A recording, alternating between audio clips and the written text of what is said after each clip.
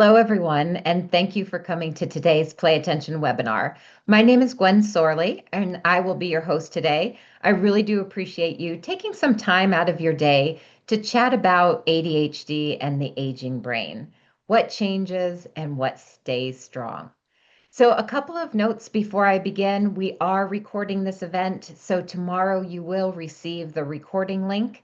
So that way you can review and you can share with any family members or staff members who are unable to attend today. Also, I do have the chat box open for you, so please do use that chat box as we continue through the program. Because although I have an agenda and things I want to cover, you're here because you have your own agenda. You have questions, you have experiences you want to share. So please do share all of your questions, your comments in the chat box, because your interaction with me, so I can share with the group, really does enhance everyone's experience. So today we're going to discover how ADHD symptoms change with age. We're going to talk about common struggles with attention, memory, and executive function. We'll also talk about those strengths that do stay strong and practical strategies that you can use every day. And we'll touch on play attention and how that can fit into your daily practice to improve executive function. So, why is this all important? And we're going to get to that, but I wanted to mention that I would like you to stay to the very end of the presentation, because at the end of the presentation, we are going to talk about an exciting new division of play attention called Silver Minds, where we are focused on cognitive vitality for seniors. So we'll talk a little bit more about that at the end of the presentation. So why does the aging discussion come up? Why is it important? And it's all important to you because you're here today, right? If it wasn't an important topic, you wouldn't be here. But it is an important topic globally because the population is getting older with significant increases in the median age. That means as the years progress, we are going to see the average age of the population, it's going to be 65 and older. That's going to be the average age over the next few years. To put that in perspective, more than 4.1 million Americans will turn 65 years old each year through 2027. In 2025, about 11,400 people turn 65 every day. That's about 8 people every minute. So if you do the calculation, and I did it for you already, during this 1 hour presentation, 480 people within the US will turn 65. So that is really kind of putting it into perspective that we have a lot of individuals in the United States alone who are turning 65 years old. And this is not only in the United States, this is a global phenomenon. The number of people aged 65 and older will grow from 761 million in 2021 to 1.6 billion in 2025. That's globally. And that is a really astonishing statistic. That means when we look at some of our concerns, one is the workforce, right? If most of our population are 65 years old or older, that means we're not going to have as many people in the workforce.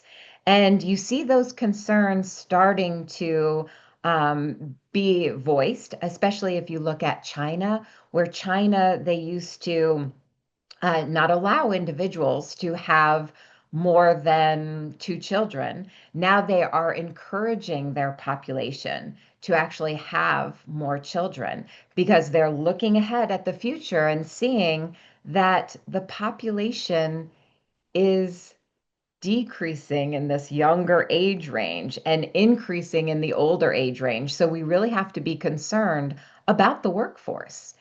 And you might not be here because that is your top concern. The concern about the workforce may not have come up for you, but you are concerned about the quality of your life, right? If you are thinking about aging and the fact that you are going to be getting older, you're going to be living longer than our prior relatives, then that means that you are probably concerned about how you're going to maintain the quality of your lives. And we see that as we have our discussions with our friends. But AARP had done a survey. And the AARP, if you're not familiar, that is the Association of Retired Persons. And they did a survey. They asked what was the most important topic for their client base. You know, they're all 50 years old or older as they aged. What was the most important concern? And you would think that it was maybe financial security or it might be physical health. But the number one answer was cognitive health. They wanted to remain cognitively sharp. They did not want to decline. So that is really interesting. So, how can we do that? How can we maintain that cognitive health? Uh, and if you think about it, when we're looking at individuals who are 60 years old right now, let's take a step back. Think about when you were young and you met a 60-year-old individual. It might have been a grandparent, might have been another relative, and they were 60 years old. Think about what that person looked like to you when they were 60, when we were young, and I'm in my 50s now. And if I think about a 60-year-old, type down just a few characteristics that come to mind. When you were younger and you met or you had an interaction with someone who was 60 years old, what did that person look like? What did that person seem like to you? Just go ahead and type your responses in the chat box. Right. Linda says they seemed really old. Myron said they looked old. Maya says more gray hair. Shiza says old. Efren says older. But if everyone thinks, gosh, they were 60 and they seemed so old. Connie says old and tired. But now you look at a 60-year-old and they are out and they're enjoying classes and they're socializing and they're doing exercises and they're climbing Mount Kilimanjaro. They are doing so many things. They're so active and they don't look so old anymore. Colleen says, I heard this that 70 is the new 50. Eileen says much older than years. Absolutely. So we all know that when we were younger, 60 seemed really old, and it was at that time. But that is changing. So we are living longer, and we do know that we can take steps to improve the quality of our lives. Diane says, Colleen, you're wrong. 80 is the new 60. That's the most important fact. So, as we age, of course, there are going to be normal cognitive changes, and we should be aware of these. They're going to happen as we age. So, there is going to be mild memory lapse, right? There's going to be that occasional forgetfulness. You might notice that, oh, you're misplacing your keys a little bit more often, or maybe you got in your car and you realize you don't even have your keys with you, or maybe you're forgetting appointments more often. There's this gradual cognitive decline, it seems, where there's this decline not only in memory and attention, but also in processing speed. And some of you who may be here and you may have ADHD, you're familiar with processing speed, right? Because oftentimes, if you have ADHD, you may also be a slower processor, which means you understand the information. It just takes you a little bit longer to process the information and then respond. If you do not have ADHD, this might not be something you've experienced before. And then suddenly you notice that it's taking you longer to process information as people are talking to you in conversations, or maybe even when you're reading, you find that you are rereading the material more often in order to summarize what you just read. So that is oftentimes just normal cognitive changes. Okay. But even though we know that these cognitive changes are going to occur, if they're normal changes, there's really no significant impact on daily life. You can live happy, normal, independent lives. And there's also no personality changes that are associated with this. And many of these changes can be reversible. That means there are some cognitive decline that may be due to factors like stress or sleep deprivation, or maybe simply some side effects from medications. And these areas can be addressed. Now, I do want to mention that Colleen says she stands corrected and happily so. So we will all look at 80 as the new 60, Diane.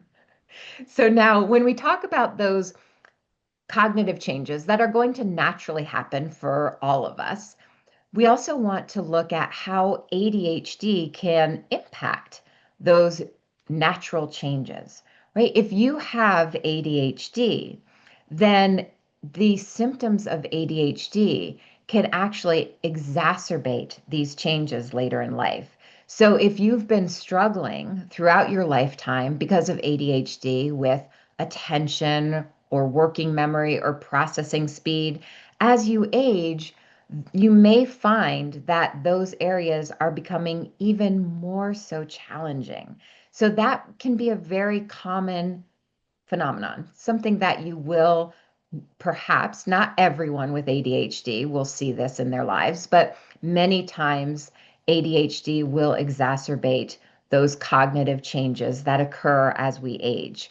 You also might think about retirement. Many of us have watched our friends retire, or maybe you yourself have retired, or you have a partner who has reached retirement age.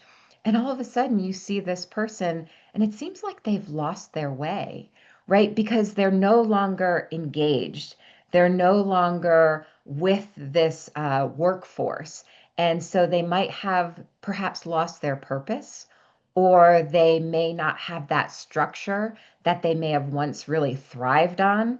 And if you have ADHD, and the workplace is an area where you thrive because there is structure, there is communication, there are a million fires that you're putting out throughout the day. When you retire, if you have ADHD, it may be a really challenging time for you because now that alarm doesn't have to go off at 6:30 in the morning.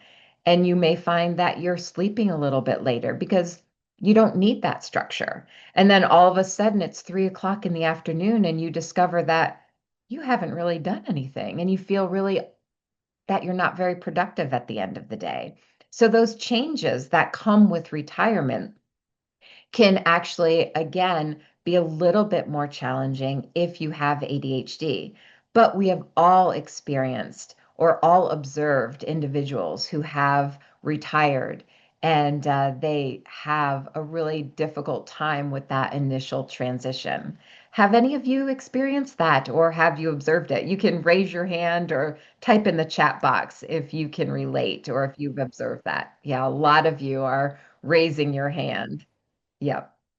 Naya says yes. Colleen says, OMG, oh my God, this is me, and I'm only 63. Diane says, I didn't know I had ADD until I retired. And Pamela says, yes, very much so. And Toby says, just coming out of it now. Excellent.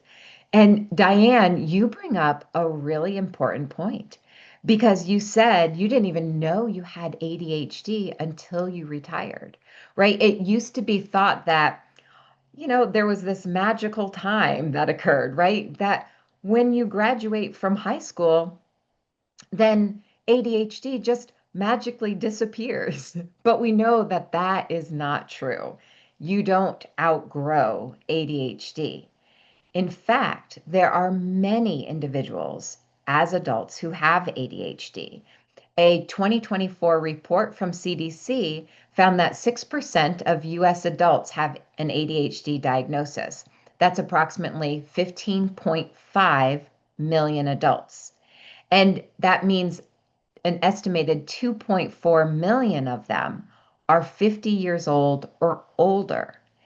And that brings us to what Diane said. She wasn't diagnosed until she retired. And that is very common for many of you because what David Goodman, who is a doctor and an assistant professor of psychiatry and behavior sciences at Johns Hopkins, he found that three-quarters of adults with ADHD were never diagnosed as children. And adults 60 and older, that number is 100%. So that goes back to what probably many of you have experienced, that perhaps you had this diagnosis later in life. You never got diagnosed or even identified earlier in life. Now you may be able to reflect now and see, yeah, I was experiencing these challenges in elementary school, in middle school, in high school, because ADHD presents itself throughout our lifetimes differently. It doesn't disappear, it just shifts. It is a lifespan condition. So you may see that with your child, for example. Oftentimes I will talk to parents and they will say, my daughter is so smart. She is so smart. And in elementary school, she did so well. And then all of a sudden in middle school, she started experiencing all of these challenges. And now I don't know what to do because she's struggling in school. She's struggling with her relationships, her friendships.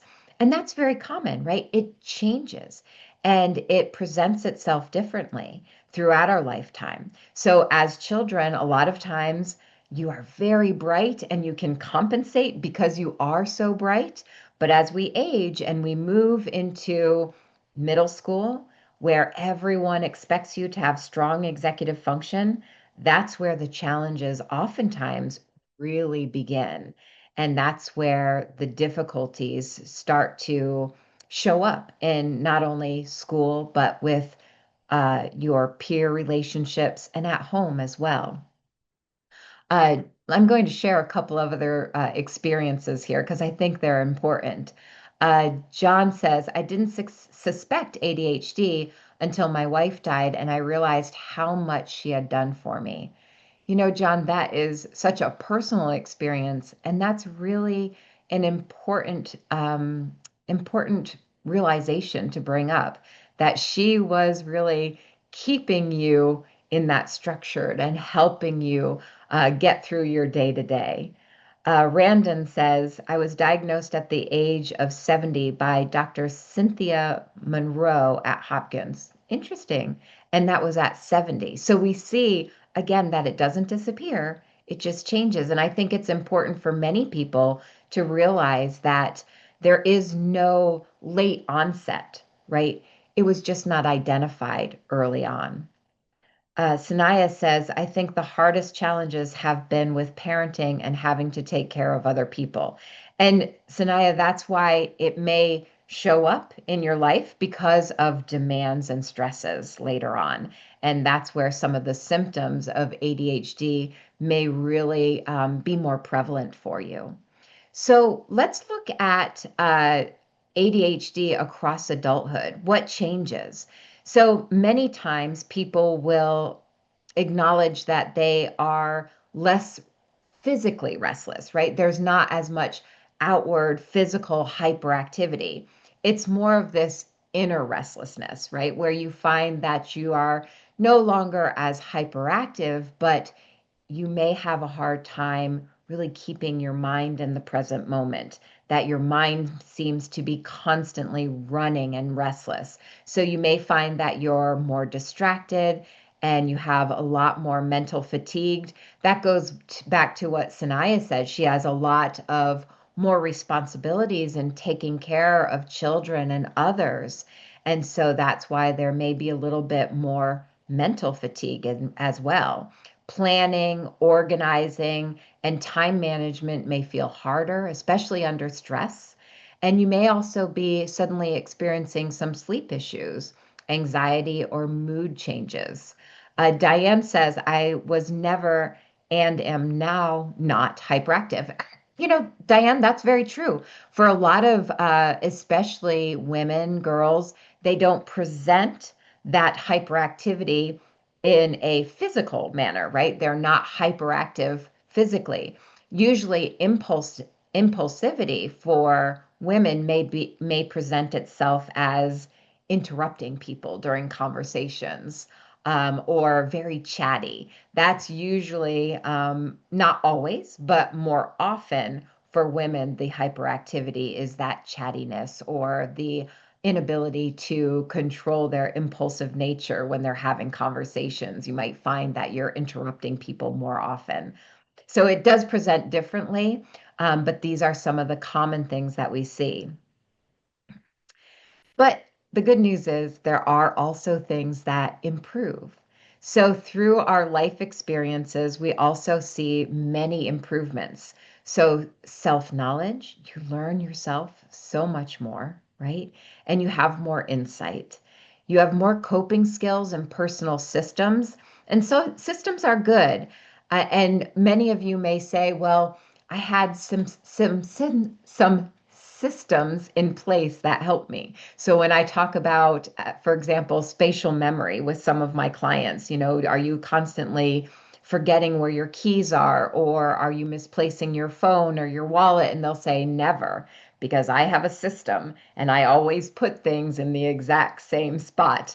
And that's great. To have systems is important, but sometimes it can be mentally fatiguing just keeping up with all of those systems. But some of those systems are really important as we age. Also, what improves is perspective, empathy, and humor, because we have all of these life experiences. And did you know when it comes to empathy, we actually have neurons, they're called mirror neurons, that are developing in our brains.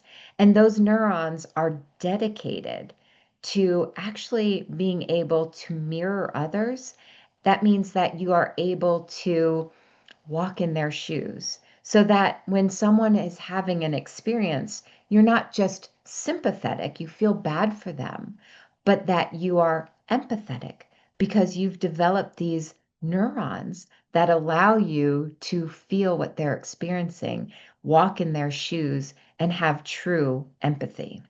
That improves through our lifetime. And that might be what wisdom really is.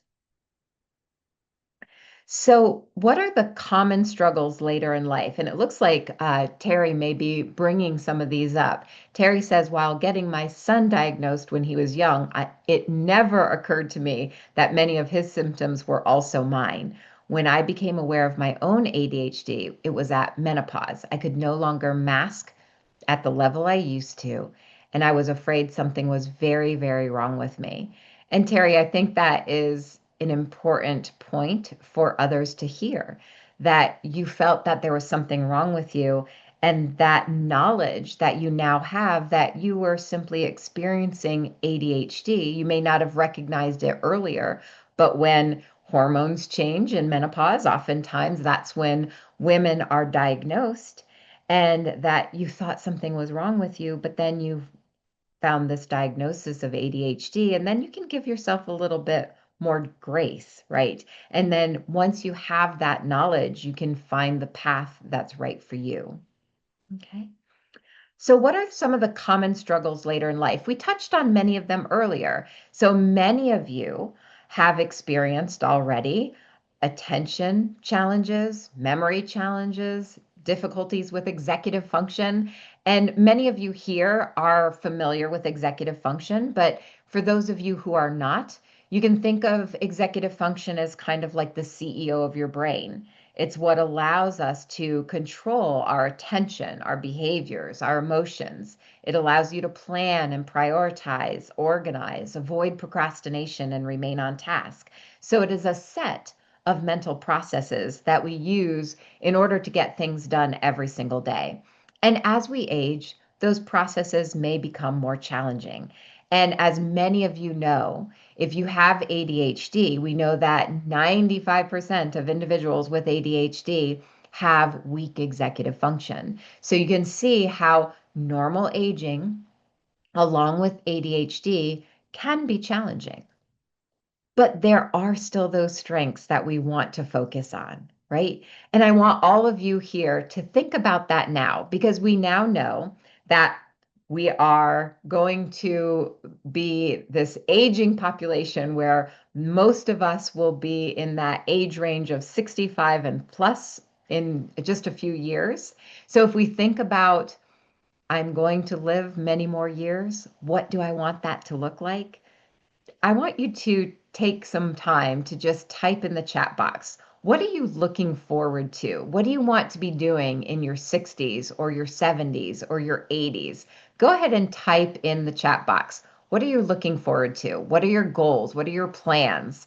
When we talk about aging and happiness and quality of life, there is a something known as the U curve. Okay, the U curve, kind of like you can think of it like a smile. Okay, and we are really happy when we are young, right? And so that's that starting point of that U curve. And then as we age and we're getting some stress from life, situations occur and there are challenges with family, there are challenges at work, then the perspective or the happiness levels kind of decline. But then as we age and we start getting lots of experiences and our emotion regulation is better and we start really focusing on what truly matters, we start entering this time in our lives where we are the most happiest again. So we have this U curve. And so I hope that you're looking at entering our older years in that top point of the U curve where there's lots of happiness to come, but we have to plan for it, right? We have to plan for happiness. So there are a lot of strengths, that creativity, the problem solving, curiosity, high energy in areas of interest, and that resilience. So let's look at, Carolyn says she's looking forward to the freedom to choose my life, right? Because you don't have as many constraints or obligations. Eileen says, oh, that's uh, something to do with earlier. Uh, Nicholas says, achieve a book. So, Nicholas, are you going to write a book or are you going to read a book? Which one is it? Diane says, I'm 78 and I want to get rid of clutter and become more productive. I don't want to waste time. I'm most happy now, she says. Colleen says, I'm just getting to know myself and figuring out what I really want. Some things I know for sure, like traveling and connecting with people, a lot more real connections and exploring possibilities. Robert says, discover new interests and developed latent abilities, particularly arts. I love that. Let's see. Efron says, stay well physically. For me, it's critical to be independent, but also mentally sharp and to be connected with my family and friends and do things that I haven't had time to do before. Exactly. Let's see. S says, continue to being relevant in my personal and community relationships and interactions. Well, a lot of you have a lot of great ideas. Connie says, traveling and being physically fit to do so. Let's see. Terry says, the more I get to know about how my ADHD brain works, the more I consider it my superpower. My focus in retirement, which I'm starting even now, is writing and artistic expression. I've always enjoyed these activities, but feel that now I have the time to experience empathy and wisdom to create more meaningful art.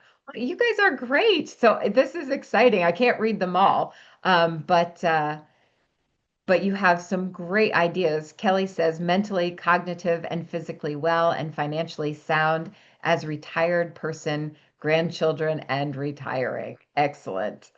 Very good. Lorraine says that she is trying to cook and experience new meals. I know I said I wasn't going to read all of them, but it's hard not to because it's exciting to know that we're all planning on all of these great things that we can do as we enter the later part of our lives and we're aging. So now I want you to keep those in mind. And if you didn't type something in the chat box, many of you did, but if you didn't type those in the chat box, I want you to be thinking about it. Maybe just jot it down. What are your plans? What are your goals? Because as we get into our 60s and 70s and 80s, we can make these things happen, but we should have them in mind. We should be planning for them. We should be planning for active aging. So now let's get a clear understanding because there are a lot of concerns as we age with ADHD, normal aging, and dementia. But we want to have a clear definition of all of these. They're a concern, but we don't want to blur the lines, right? Because they're very different. There may be some crossover, like we mentioned, that ADHD may exacerbate some of the cognitive decline in normal aging. But we don't want to wake up every morning and get to the store and then suddenly forget why we were there and have this fear that because we can't remember what we came to the store to get, we are suddenly experiencing dementia, right? Because that's not necessarily true. It's not true that just because we are ADHD or that we are in the aging process that we are going to experience dementia. However, that being said, dementia is a concern. It's a concern for many of us. And probably if I asked you and you raised your hand if you've been touched in some way by dementia, I would suspect that 99.9% of you here today would say that you have had some type of experience with dementia, whether you yourself have been diagnosed or you have been caring for someone, whether it's a family member or a friend who's experiencing dementia. I can tell you that this is a subject that is very close to my heart. I'm going to try not to cry. I was going to try not to, because I lost my mom this summer to dementia. So I know that it is a very difficult topic, and I know that it's an important thing for us to talk about. And I'm going to regroup. So um, it is something that's going to touch all of us. So I do want it to be a clearer definition because I have been in the field of ADHD most of my adult life. I started working with individuals with ADHD in my 20s. And so I have been working with individuals who have ADHD for 30 plus years. But I've also recently experienced my mom suffering with dementia. And I can tell you that it is a very different thing. And so I want all of you to understand the differences so that we have a clear understanding of the differences between ADHD, normal aging, and dementia. So when we talk about ADHD, it is attention and executive function skills are inconsistent and context sensitive. So many of you have experienced ADHD, so you know that inconsistency is one of the things that may frustrate you, right? Because you see glimpses of great attention. You might even say that if I am involved in my art project, or if I'm reading, or if I'm doing anything of high interest, I can hyper focus where it's very hard to draw me away from that. And so you know that it's not a complete deficit. ADHD is a misnomer, right? There's no one with a complete deficit of attention, right? You see glimpses of great attention, of great task completion, of great memory. It is the inconsistency that is really the hallmark of ADHD. So that is very typical, and it may be something that many of you have experienced. Now, normal aging is this mild, slower progressing um, loss of memory, loss of attention or executive function. And you have lots of those tip of the tongue moments, right? Where you're thinking, what is I going to say? Or you're searching for that word, and it just takes you a little bit longer to process. And then you remember what you were going to say.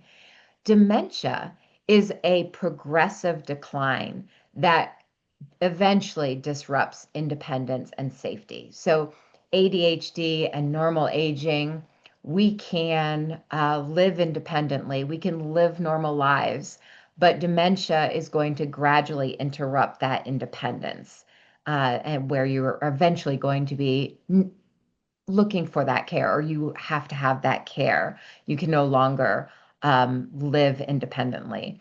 And I have to say that many of you have written personal notes to me and expressed your condolences. And I really do appreciate all the love and the support that I'm seeing in the chat. I was going to try to stay solid, but as you know, it is very challenging, especially when it is something that was just recently experienced. But I know that many of you can relate, and I appreciate the love that you're sending through in the chat box. So, let's look at the differences between the two. If we're looking at is it ADHD or dementia? And when we talk about ADHD, again, as we mentioned, that there is not this sudden onset later in life, that ADHD is a lifelong pattern versus a new change, right? So ADHD usually shows up, and it is probably going to show up in our childhood and changes throughout our lifetime. And for many of you here who said you had that diagnosed later in life, it just wasn't named. It just wasn't identified earlier on. Where dementia suddenly comes on later in life and brings a new decline. It's not something where you'd look back and say, I do remember that on my report card in middle school, the teacher used to make mention of my inability to pay attention or to complete tasks. Dementia comes on later, and it's a new decline, not something that you've seen throughout your lifetime. Now, there may be some overlap, and there are a lot of studies being done right now where they are seeing that individuals with ADHD may have a higher chance of developing dementia. But these studies are very new, and there's a lot more research that truly needs to be done in this area. But I think that it's important when you go in, let's say that you're going in for some type of memory screening, to make certain you bring up ADHD. If that's something you've experienced in your life, or if it is in your family history, we should talk about it at those memory screenings, because naturally that may not come up in the screening. There are a lot of memory centers that do not necessarily screen for ADHD simultaneously. So that is something that you will want to bring up. Attention versus memory. So ADHD is often a retrieval issue, right? Where we're talking about, that processing. It takes you a little bit longer to retrieve those memories. And a cue will often help you remember, where dementia is more of a storage issue. And even given a cue, it doesn't help, right? So I saw this firsthand with my mom, and she had a real storage issue. And oftentimes, as we know, it's in that short term memory.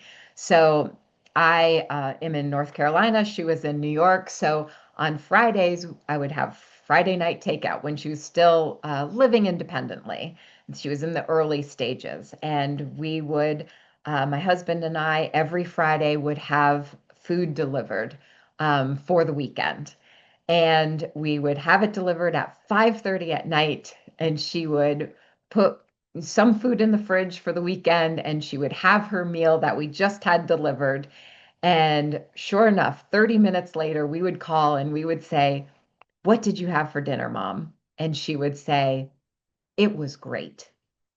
And we'd say, "Good, I'm glad it was great, but what was it?"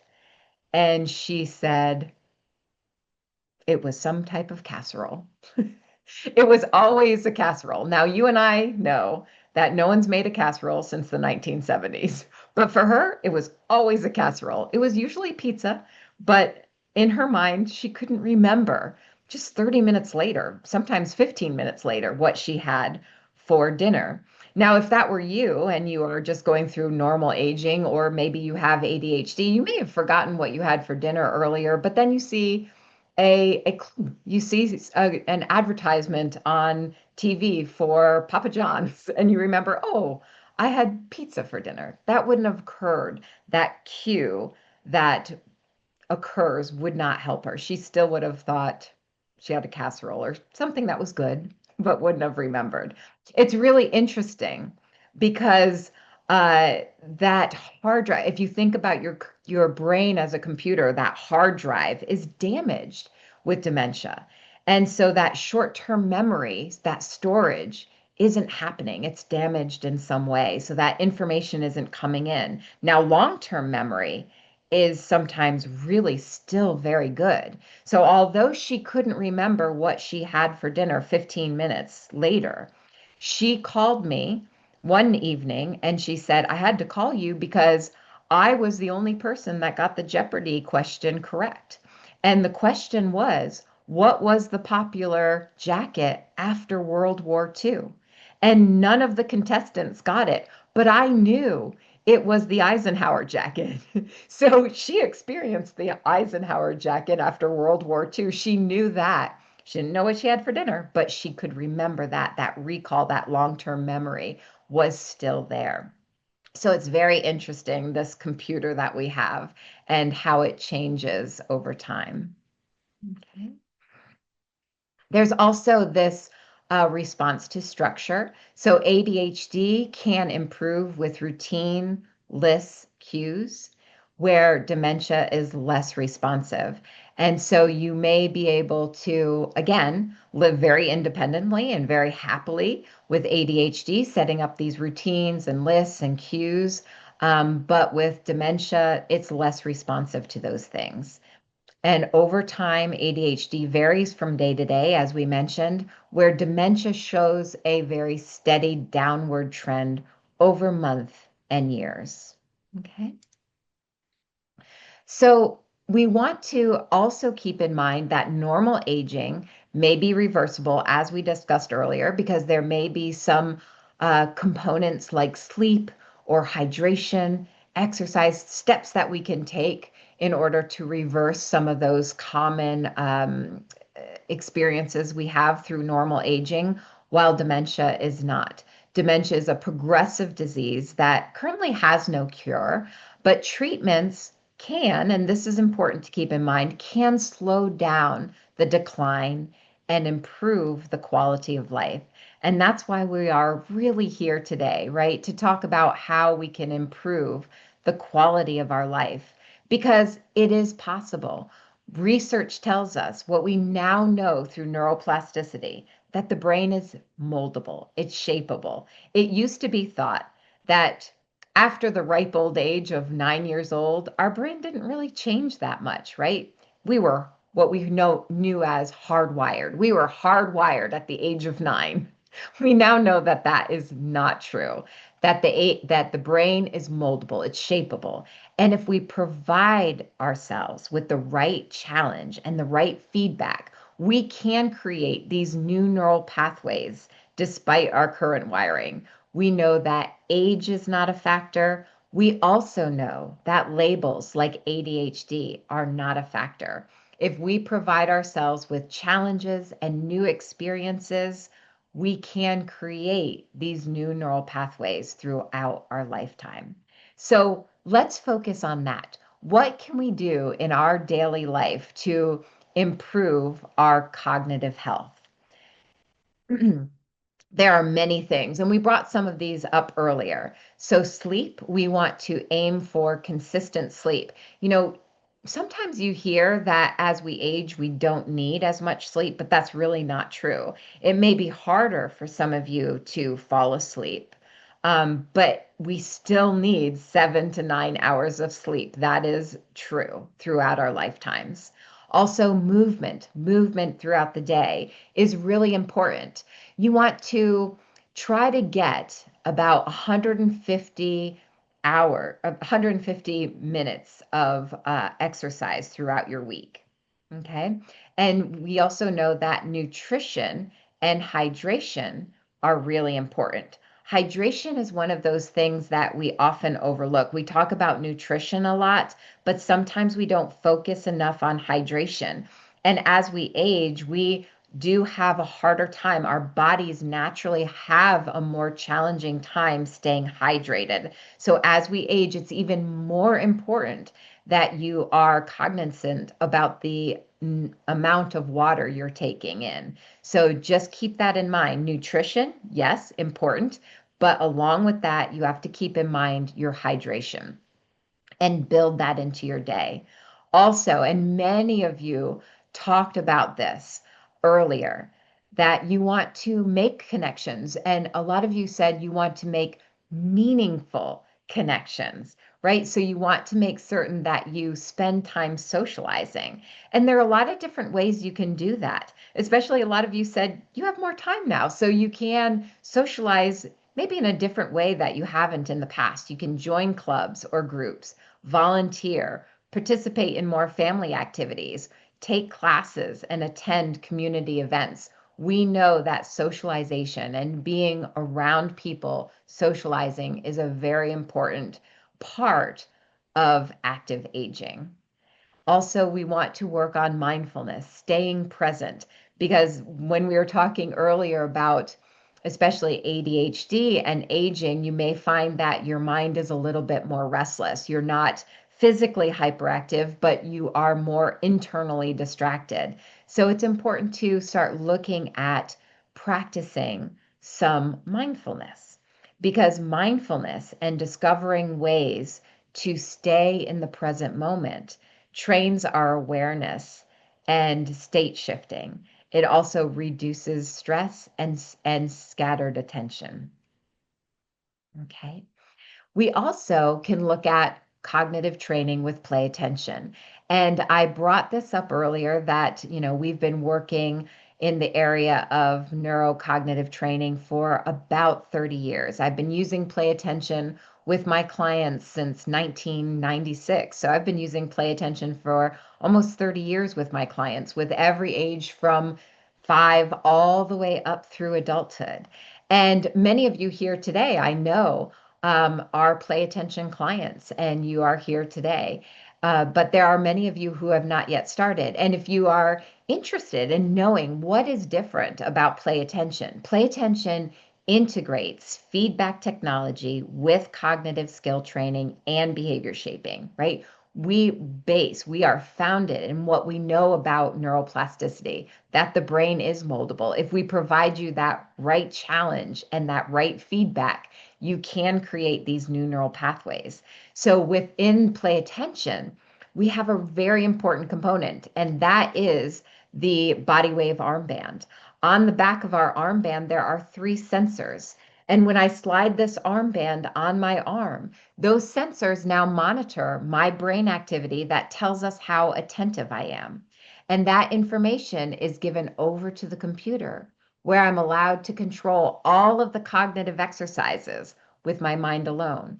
So, what we do is within our program, we assign all of our clients a focus coach, not an AI bot, but a real life focus coach, someone who is there to support and assist you every step of the way. And the very first thing we do is assess your particular needs to set up your profile.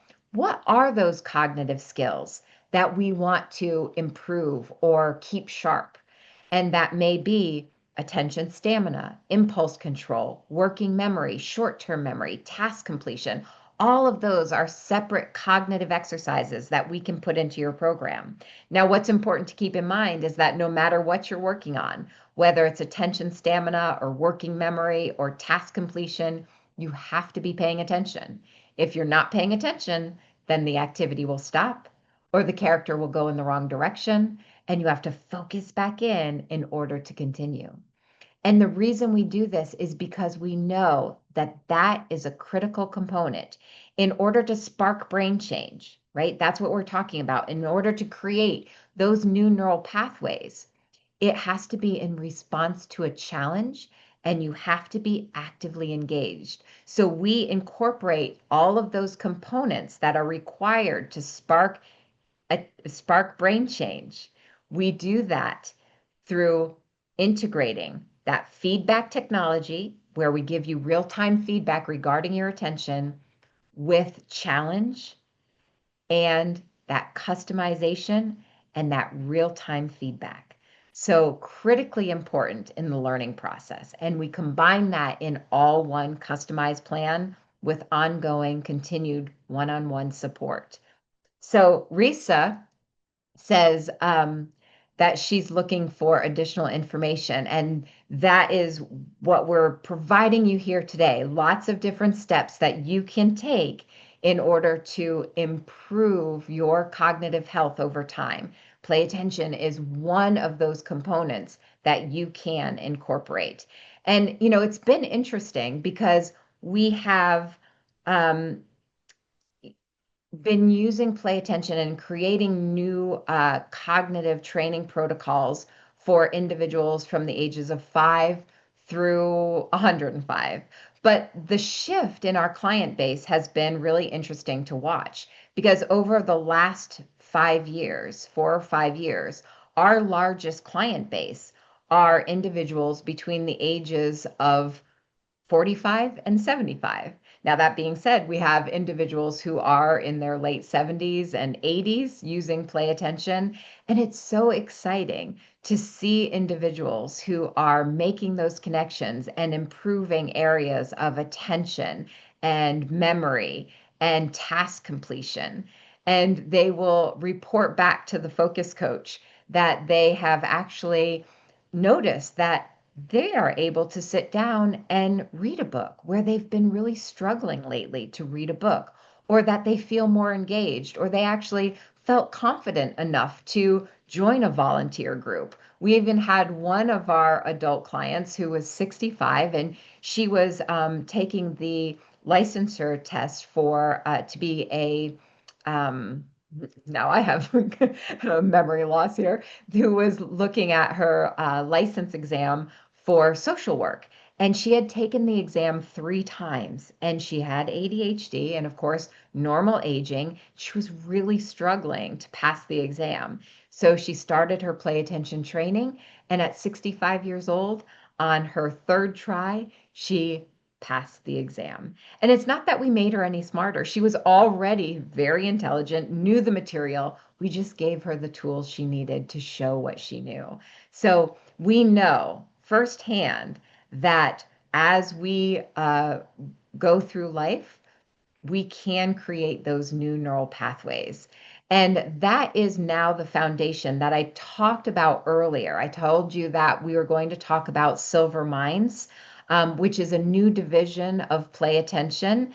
And we are going to integrate that neurocognitive training. So, where we use that neurotechnology integrated with cognitive training and behavior shaping, we're going to offer that with an integrated program so that we are not only doing neurocognitive training, but we're integrating all of those factors that we talked about today. We're going to offer more programs that encourage the community where you're going to have social interactions. We're going to have more programs based on movement and nutrition and education and new experiences. So look for this upcoming. And if you're interested in receiving more information on Silver Minds, just type Silver Minds in the chat box and we'll make certain to put you on our newsletter because this division of play attention is going to be committed to cognitive vitality for seniors. So whether you are a current client or whether you are just looking into integrating play attention into your life, Silver Minds can be an important component of that. And as we develop programs, we will let you know the programs that are available not only in your area, but online in our online community as well. And so make certain that if you're interested in being on that newsletter list, that you type Silver Minds in the chat box, because unfortunately, if you're just raising your hand, we won't have any record of that after this time. So just type Silver Minds in the chat box and we'll make certain that you are updated as that program evolves. And the more information we have, we will be sure to share with you. And again, this will be appropriate whether you're a current client or you have not yet started your play attention journey. All right. Please do keep your questions coming because I know many of you have questions, and I'm going to continue addressing your questions as we proceed.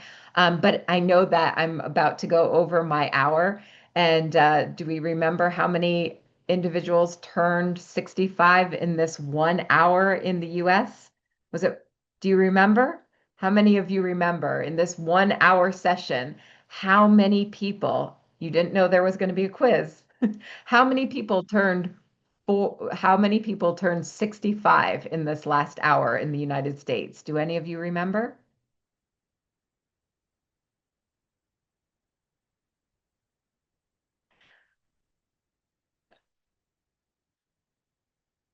It was right, 480 in 1 hour in the US, remember?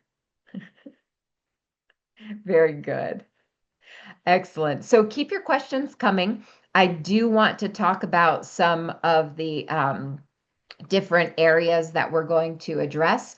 But just to kind of summarize what we can do in our daily life. And I know that this looks like a lot of information right here, but starting your day with productivity, staying hydrated, planning your meals, uh, exercise, learning one new thing, do your play attention session, practice good hygiene.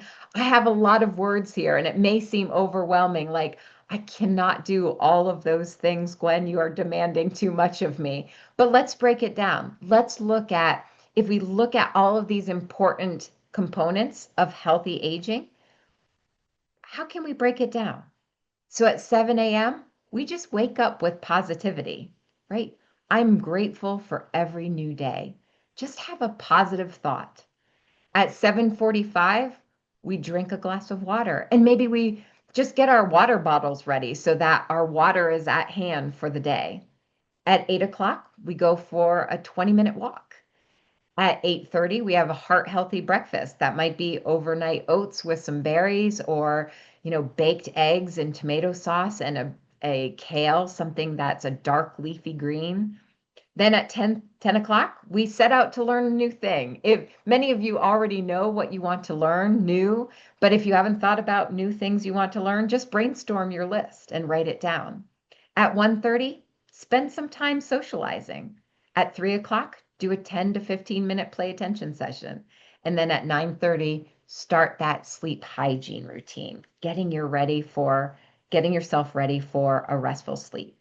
So look, these are just a few simple steps you can take in your day. Okay. So now look at that list, how we've outlined it. The times might be looking a little bit different for you. But if you look at our list here and you consider how you can incorporate some of these things, I want you to take one step. Okay. Because we know that ADHD does not disappear, it simply shifts. We know what the common changes are going to be, that we may have more inner restlessness or distractibility or mental fatigue. But we also know that there are a lot of strengths that come with aging, and we can protect them by managing our health basics and using simple systems and incorporating some of these components into our lives. So I want you to take, I know I'm sitting over this next step, but think about what you can do. Take the next 24 hours to select one thing that you are going to incorporate into your life. And I'm just going to give you a moment to think about what you want to incorporate. And you can type it down because if you type it in your chat box, there's probably more of a chance that you're actually going to take that step. So, what can you do within the next 24 hours? What is one thing you can do? What is one step that you can take in order to take that journey towards a really healthy, happy?